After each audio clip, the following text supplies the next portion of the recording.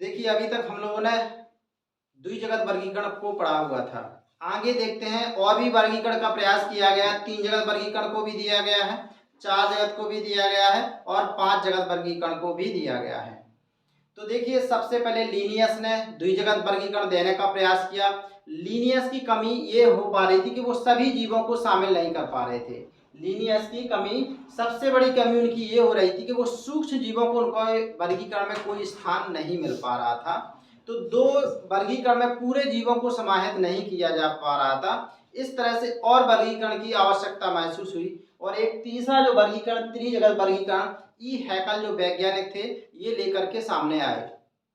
त्रिजगत वर्गीकरण जो हैकल लाए तो उन्होंने इसमें ऐसे जीवों को रखा जो एक कोशिकीय थे और प्रोकैरियोटिक कोशिका रखते थे। एक कोशिकीय और प्रोकैरियोटिक थे, तो ऐसे वर्गी जगत को बोला गया प्रोटिस्टा जगत, जो हैकल ने दिया हुआ था। अब हैकल का मतलब अध्ययन करने के बाद भी अभी सभी जीव इसमें शामिल नहीं हो पा रहे थे। एक प्रोटिस्टस जीव जो लचीली पद्धति, थोड़े सरल, उससे थोड़े जटिल प्रकृति, मोनेरा से थोड़ी जटिल प्रकृति और इनसे प्रोटिस्टस से थोड़े सिंपल प्रकृति वाले जीव थे, उनको भी इसमें शामिल नहीं किया जा पा रहा था। तो एक और वैज्ञानिक आए कॉपलैंड, उन्होंने एक और वर्गीकरण दिया जो उसको बोला जाता है 4 जगत वर्गीकरण देने का उन्होंने प्रयास किया। इन्होंने एक और वर्गीकरण जगत बढ़ा दिया। तो इस तरह से 4 जगत वर्गीकरण कॉपलैंड ने दिया हुआ था। 3 जगत जो वर्गीकरण है वो ई हैकल ने दिया हुआ था। ये ज्यादातर बहुत कम किताबों में ये देखने को मिलता है। द्विजगत और 5 जगत का तो सब जगह मिल जाता है कि किसने दिया हुआ है।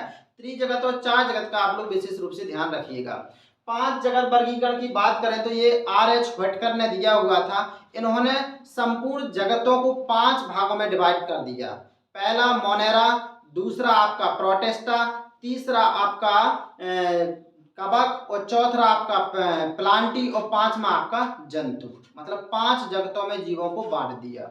बात करें अगर पहले जगत की, तो जो पहला जगत, अब आखिर जगतों से पहले हम इस बात पर अध्ययन कर लें कि आखिर वर्गीकरण दिया कैसे, आखिर उन्होंने इसमें किस पद्धति को फॉलो किया, वर्गीकरण में किस नियम को पालन किया।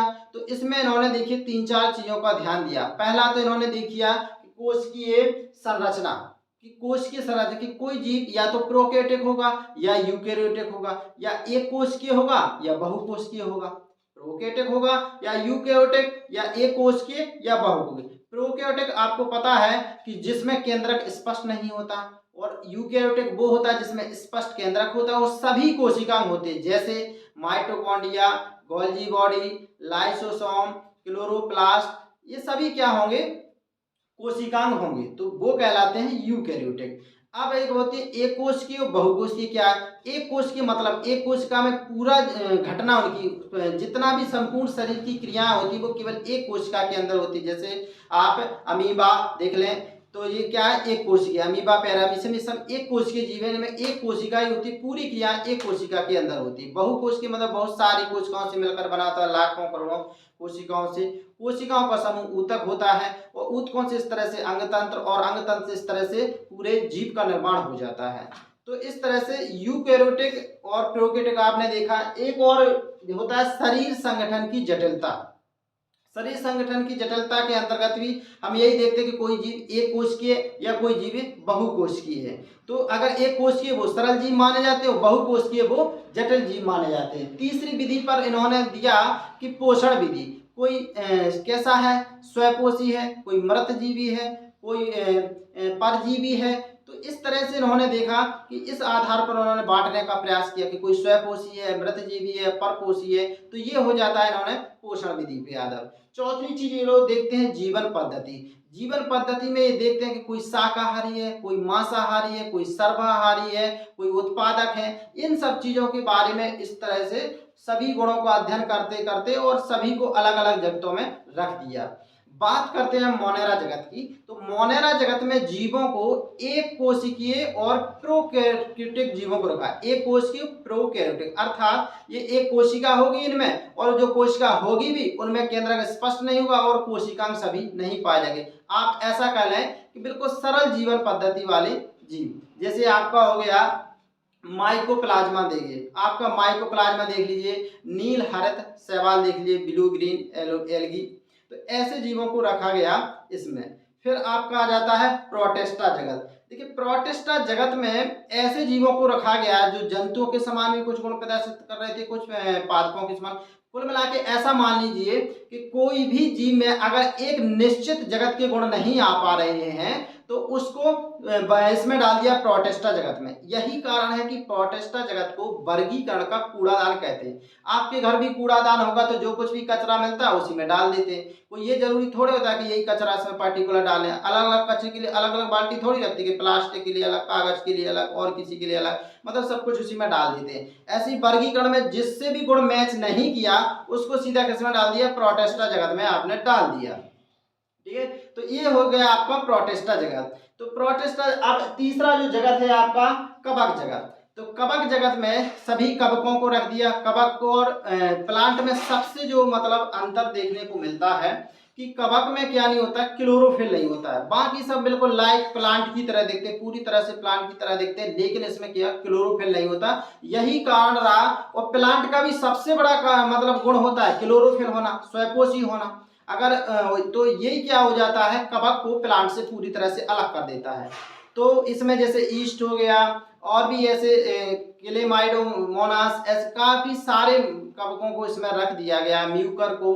तो इसकी जो कोशिका भित्ति होती है ये बनी होती है इसकी काइटिन की। और ये कैसा होता है, यूकैरियोटिक और बहुकोशिकीय होता है। अगर बात प्रोटिस्टा में करें तो प्रोटिस्टा में अपन देख चुके हैं कि प्रोटिस्टा में यूकैरियोटिक और एक कोशिकीय जीवों को रखा गया था, लेकिन इसमें क्या होता है, बहुकोशिकीय और यूकैरियोटिक जीवों को रखा गया है। तीसरी बात कर लें जगत जंतु की, तो ये तो लिनियस ने भी पहले ही वर्गीकरण कर दिया था। तो जंतु जगत कोई नया वर्गीकरण नहीं है, लिनियस पहले इसके बारे में समझा चुके थे। तो जंतुओं में जो सभी गुण पाए जाते हैं वो जंतु।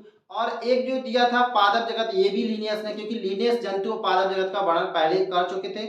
आप लोग भी जंतु और पादप जगत की विशेषताओं से अवगत हैं, इसके बारे में बताने की कोई ज्यादा जरूरत है नहीं।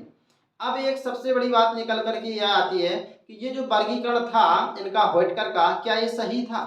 तो देखिए कई मायनों में अगर हम पक्ष और विपक्ष की बात कर लें तो एक दृष्टि से देखें तो सही था। कारण क्या था कि इन्होंने जो लीनियस में दो जगत दिए गए थे तो उसमें सभी जीवों को नहीं रखा जा सकता था, अर्थात जीवाणुओं को कोई स्थान नहीं था। तो सबसे मतलब सरल जीवों को कोई स्थान नहीं था, तो इसमें सरल जीवों को स्थान मिल गया। दूसरा क्या रहा कि जैसे कुछ जीव ऐसे जैसे आपका युगलीना वगैरह है, तो इनको ये जंतु की तरह भी गुण प्रदर्शित करते हैं, पादपों की भी तरह गुण प्रदर्शित करते हैं। तो इनको अलग जगह जो प्रोटिस्टा है उसमें रख दिया, ये भी बहुत अच्छी बात है इनकी। तीसरी देखिए जो बात निकल के सामने आती है कि इनके जो वर्गीकरण है वो अधिक प्राकृतिक है। इनका जो वर्गीकरण है अधिक प्राकृतिक है लीनियस की अपेक्षा। और इन्होंने की चौथी विशेषता आप ये मान सकते हैं कि इन्होंने जिस भी जीवों को इस वर्गीकरण में रखा हुआ है उसमें लगभग वो सही तरीके से रखा गया, मतलब उनके सरल है, अध्ययन करना आपका सरल है। अब किसी भी व्यक्ति की चाहे किसी वैज्ञानिक की विशेषताओं से ही काम नहीं चलता, कुछ उसमें कमियां भी होती हैं। तो हटकर की भी निश्चित रूप से कमियां रह गई हैं। आप पूरा वर्गीकरण का अध्ययन करेंगे तो आप देखेंगे वायरस का कहीं कोई नाम आपको नहीं देखने को मिलता है। तो ये सबसे बड़ी इनकी कमी है कि वायरस का नाम इसमें देखने को नहीं मिलता है।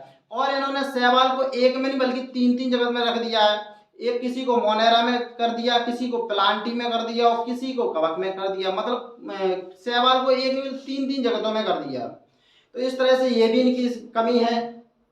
चौथी कमी ये है कि इनके इसमें विभिन्नताएं हैं। देखिए विभिन्नता शब्द का अर्थ होता है एक जीव के कई गुण, मतलब कुछ गुण ऐसे हैं कि जो इस जीव में भी है दूसरे जीव में और उनको मतलब एक ही जगत में रख दिया गया, मतलब गुणों में भिन्नता है फिर भी उनको एक जगत में रख दिया गया है। तो ये काफी इनकी वो थी। एक और सबसे बड़ी बात कि अब कुछ ऐसे जीव भी बच जाते हैं जो इस वर्गीकरण में शामिल नहीं हो पाते, उनको इसमें प्रोटिस्टा में डाल देते हैं बस ऐसे ही कि किसी से मैच नहीं कर पाते।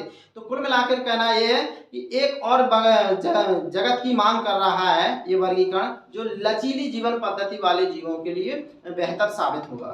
तो इस तरह से ये जगत है, इस पूरे पांचों जगतों का विवरण, तो इसको आप पूरे से कर लीजिएगा और सही रहेगा। तो इस तरह से टॉपिक पूरा कंप्लीट होता है। जय हिंद।